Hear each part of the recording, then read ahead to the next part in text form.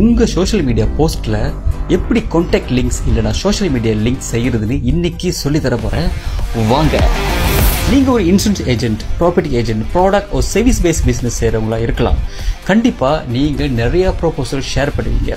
அந்த ப்ரோபோசல்ல இருந்து உங்களுக்கு கால் டு ஆக்ஷன் வரணும்னா நீங்க இந்த டிப்ஸை யூஸ் பண்ணுங்க. கேன்வால ஒரு போஸ்ட் செய்யுங்க. ஒரு எக்ஸாம்பிளுக்காக நான் எங்க வீடியோ எடிட்டிங் கிளாஸ் போஸ்ட் செஞ்சிருக்கேன். 27-28 ஆகஸ்ட்ல இந்த கிளாஸ் நடக்கும் போது உங்களுக்கு வீடியோ எடிட்டிங் கத்துக்கணும்னு ஆசை இருந்தா உடனே எங்களுக்கு கால் பண்ணுங்க, இல்ல ரெஜிஸ்டர் பண்ணுங்க அப்படின்னு சொல்லி போஸ்டர் செய்வோம். பட் பெரும்பாலும் கிளையன்ட்ஸ் இந்த போஸ்டரை பார்த்துட்டு அப்புறம் பண்ணிக்கலான்னு விட்டுடுவாங்க, அதுக்கப்புறம் மறந்துடுவாங்க. இதை தவிர்க்கணும்னா நீங்க செய்ய வேண்டியது என்னன்னா, ஒரு வாட்ஸ்அப் ஐகானை ஆட் பண்ணுங்க.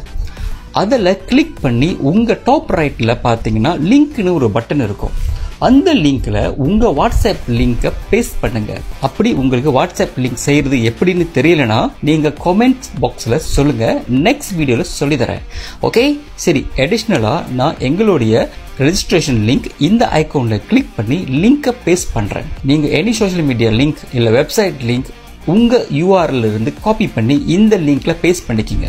ஓகே, ஃபைனலா ஷேர் பட்டன் கிளிக் பண்ணுங்க. அங்க PDFன்னு பாப்பீங்க, மறந்துடாதீங்க. PDF டவுன்லோட் பண்ணுங்க. இப்போ உங்க வாட்ஸ்அப்ல ஷேர் பண்ணி வியூ பண்ணி பாருங்க. அந்த பட்டன் இப்போ வேலை செய்யும். எப்படி செம்மல்ல? ஓகே, நீங்க இந்த டிப்ஸ் ட்ரை பண்ணி மீண்டும் இந்த டிக்டாக் வீடியோக்கு வந்து உங்க எக்ஸ்பீரியன்ஸை காமெண்ட்ஸ்ல மறக்காம ஷேர் பண்ணுங்க. ஓகே, கோடித்தல் ப்ரொடக்ஷனை ஃபாலோ பண்ணுங்க. மீண்டும் அடுத்த வீடியோல சந்திப்போம். தேங்க்யூ.